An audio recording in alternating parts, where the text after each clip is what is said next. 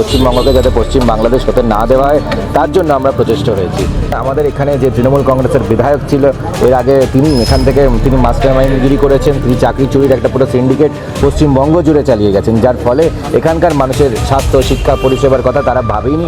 CPM বা কংগ্রেসের মতন তৃণমূলের সেটিং করে চলে না। যে এই যে 2016-তে পেট কেলেঙ্কারি হয়েছে বা গরিব মানুষের রেশনের চাল ডাল চুরি করেছে, যে সময় এই যত দুর্নীতি তৃণমূল করতে পেরেছে, যখন প্রধান অপোজিশন ছিল সিপিএম এবং কংগ্রেস, সিপিএম কংগ্রেস এরা তৃণমূলকে সুরক্ষা দেয়। তাই আগামী দিনে দুর্নীতি যারা করেছে এবং দুর্নীতিকে যারা প্রশ্রয় দিয়েছে, যারা সুরক্ষিত রেখেছে। তিনি কলকাতার নামী ক্যান্সার বিশেষজ্ঞ, আবার তিনি দক্ষ রাজনীতিবিদ। বিজেপির যুব মোর্চার সভাপতির দায়িত্ব রয়েছে তার কাঁধে। আর আসন্ন বিধানসভা ভোটে তিনি প্রার্থীও হয়েছেন বেহালা পশ্চিম কেন্দ্র থেকে। তাই স্বভাবতই ভীষণ ব্যস্ত ডক্টর ইন্দ্রনীল খাঁ। বেহালায় জোড়া ফুলের ঘাঁটিতে এবার পদ্ম ফোটাতে মরিয়া ইন্দ্রনীল খাঁ। আর এই মুহূর্তে আমার সঙ্গে রয়েছেন বেহালা পশ্চিম বিধানসভা কেন্দ্রে ভারতীয় জনতা পার্টির মনোনীত প্রার্থী ডক্টর ইন্দ্রনীল খাঁ। দাদা, বাংলা হান্টে প্রথমেই আপনাকে স্বাগত। দাদা, 2021 সালে কসবা কঠিন সিটে দাঁড়িয়ে হার সহ্য করতে হয়েছিল, এবার আবার বেহালা পশ্চিম, এখানে গত বিধানসভায় তৃণমূলের বিপুল ভোটে এগিয়েছিল, আবার তো কঠিন সিট, কি বলবেন? দেখুন, সিট কঠিনের থেকে বড় কথা পশ্চিমবঙ্গের মানুষের আজকে অবস্থা কঠিন করে দিয়েছে তৃণমূল কংগ্রেস। পশ্চিমবঙ্গের মানুষের থেকে, গরিব মানুষের থেকে রেশনের চাল ডাল চুরি করে নিয়ে গেছে, যুব সমাজের থেকে চাকরি বাকরি চুরি করে নিয়ে গেছে। এই পরিস্থিতিতে পশ্চিমবঙ্গের আজকে ছেলেমেয়েরা বাধ্য হয়ে পরিযায়ী হয়ে যেতে হচ্ছে। এই পরিস্থিতি থেকে পরিত্রাণ দরকার এবং এটা সত্যিকারের কঠিন পরিস্থিতি, যেখান থেকে আমাদের প্রত্যেকে, আমাদের পশ্চিমবঙ্গের বাংলা যারা রয়েছে, আমাদের বাঙালিরা, আমাদের প্রত্যেকে একত্রিত হয়ে এই পরিস্থিতির থেকে আমাদের পরিবর্তন ঘটাতে হবে। দাদা, এবার আপনার বিরুদ্ধে প্রার্থী রত্না চট্টোপাধ্যায়, তার রাজনৈতিক পরিচয় বেশ বড়, লড়াইটা কি কঠিন হবে না? দেখুন, এটা ভারতীয় জনতা পার্টি এবং এখানে আমাদের রাজনৈতিক পরিচয় শুরু হয় ডক্টর শ্যামাপ্রসাদ মুখোপাধ্যায় থেকে। ডক্টর শ্যামাপ্রসাদ মুখোপাধ্যায়, শ্রী অটল বিহারী বাজপেয়ীজি এবং প্রধানমন্ত্রী শ্রী নরেন্দ্র মোদীজির দেখানো পথে আমাদের এক এক কার্যকর্তা আমরা পশ্চিমবঙ্গের জন্য লড়াই করছি এবং পশ্চিমবঙ্গকে যাতে পশ্চিম বাংলাদেশ হতে না দেওয়া হয় তার জন্য আমরা প্রচেষ্ট হয়েছি। এবং এখানে বিশেষ করে এখান থেকে আমরা বেহালার মাটিতে বসে আছি এবং ভাবুন, এখানে বেহালার পূর্ব এবং পশ্চিম মিলিয়ে প্রায় 10 লক্ষ মানুষ থাকে এবং এখানে কোনো মানুষের হার্ট অ্যাটাক করলে তার কোনো চিকিৎসা হয় না। তাকে যখন বিদ্যাসাগর হাসপাতাল, একটা মাত্র হাসপাতাল বিদ্যাসাগর হাসপাতাল, সেখানে নিয়ে যাওয়া হয়, সেখানে তার কোনো চিকিৎসা হয় না, সেখান থেকে রেফার করে তাকে এসএসকেএমের লাইনে দাঁড় করিয়ে দেয়। যখন কোনো মানুষের স্ট্রোক হয়, কারো আইসিইউ লাগে, তারও কোনো চিকিৎসা হয় না। এই পরিস্থিতি থেকে পরিত্রাণ দরকার এবং খাস কলকাতার বুকে বেহালার মানুষকে যেভাবে করে আজকে লড়াই করতে হচ্ছে, কারণ আমাদের এখানে যে তৃণমূল কংগ্রেসের বিধায়ক ছিল এর আগে তিনি মাস্টার মাইন্ডগিরি করেছেন, তিনি চাকরি চুরির একটা পুরো সিন্ডিকেট পশ্চিমবঙ্গ জুড়ে চালিয়ে গেছেন, যার ফলে এখানকার মানুষের স্বাস্থ্য শিক্ষা পরিষেবার কথা তারা ভাবেইনি, ভাবার সময় পায়নি। কারণ তাদের প্রায়োরিটি, তাদের লক্ষ্য ছিল শুধু কাটমানি তোলা, শুধু সিন্ডিকেট করা, শুধু পুকুর ভরাট করা, শুধুমাত্র চাকরি চুরি করা, গরিব মানুষের রেশনের চাল ডাল চুরি করা।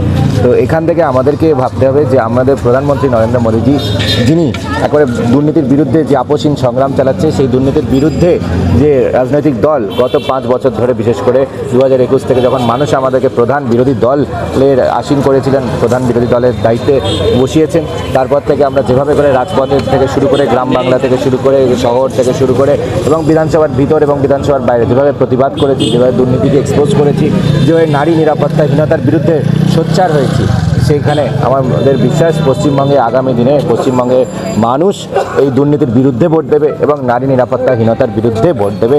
এবং ভারতীয় জনতা পার্টি হচ্ছে নো সেটিং অপোজিশন। সিপিএম বা কংগ্রেসের মতন তৃণমূলের সেটিং করে চলে না। যে এই যে 2016-তে পেট কেলেঙ্কারি হয়েছে বা গরিব মানুষের রেশনের চাল ডাল চুরি করেছে, যে সময় এই যত দুর্নীতি তৃণমূল করতে পেরেছে, যখন প্রধান অপোজিশন ছিল সিপিএম এবং কংগ্রেস, কারণ এদের একটা মিলিজুলি ইন্ডিয়া অ্যালায়েন্স আছে নাম, এবং তারা এখানেও পশ্চিমবঙ্গে তারা জোটের মধ্যে থাকে এবং সিপিএম কংগ্রেস এরা তৃণমূলকে সুরক্ষা দেয়। তাই আগামী দিনে দুর্নীতি যারা করেছে এবং দুর্নীতিকে যারা প্রশ্রয় দিয়েছে, যারা সুরক্ষিত রেখেছে এই দুর্নীতিগ্রস্তদেরকে, সেই সিপিএম কংগ্রেস এবং তৃণমূলের জোটকে পশ্চিমবঙ্গের মানুষ পরাস্ত করবে।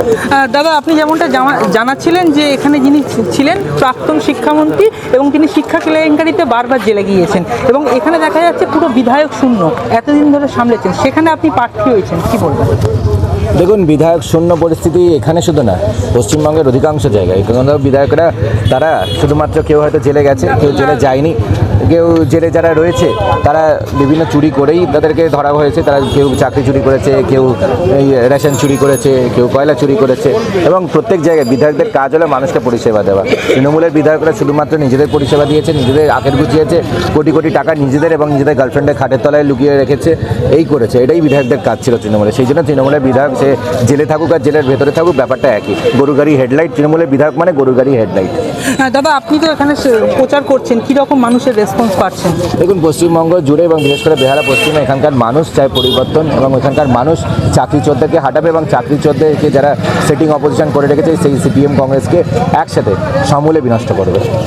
দাদা, এসআইআর শাসকের পক্ষে না বিরোধীদের পক্ষে, কি মনে হচ্ছে? দেখুন, এসআইআর একটা গণতান্ত্রিক প্রক্রিয়া, একটা ভোটে যাতে সুষ্ঠুভাবে হয়, ভোট যাতে আমাদের পশ্চিমবঙ্গের মানুষই দেয়, ভারতের নাগরিকরা দেয়, সেটার জন্য এসআইআর। যাতে কোনো ধরনের অবৈধ ভোটাররা এসে ভোট না দিয়ে দেয়, এবং আমাদের যে ডিসিশন, আমাদের ভারতবর্ষের কী চাহিদা, আমাদের পশ্চিমবঙ্গের কী চাহিদা, এখানকার মানুষের কী পরিষেবা দরকার, সেটা পশ্চিমবঙ্গের মানুষ ঠিক করবে। সেটা ভোটাধিকার কারা দেবে? যারা পশ্চিমবঙ্গের মানুষ, যারা ভারতীয় নাগরিক। এখানে তো প্রশ্নের কিছু নেই। এবং এসআইআরের সুবিধা কার হবে? পশ্চিমবঙ্গের মানুষের সুবিধা, ভারতীয় নাগরিকদের সুবিধা হবে।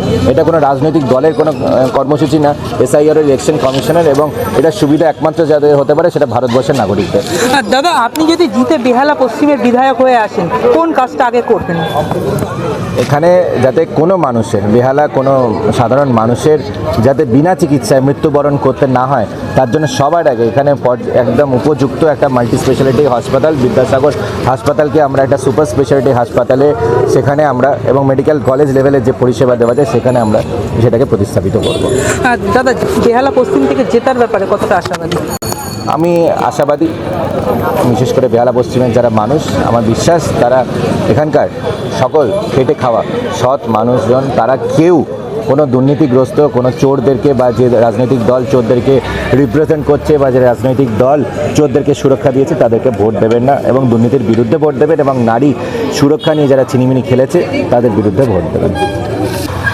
তৃণমূলের পার্থ পতনে এবার চেনা গল্পে বড় বদল। পার্থ গিয়েছেন, রত্না এসেছেন। পূর্ব থেকে পশ্চিমে এসে পার্থ প্রভাব কি টের পাচ্ছেন রত্না চট্টোপাধ্যায়? দুর্নীতির তীরেই তৃণমূলকে মোকাবিলা করার পরিকল্পনা বিজেপি প্রার্থী ইন্দ্রনীল খাঁয়ের। বেহালা থেকে বিশ্বজিৎ নস্করের রিপোর্ট, বাংলা হান্ট।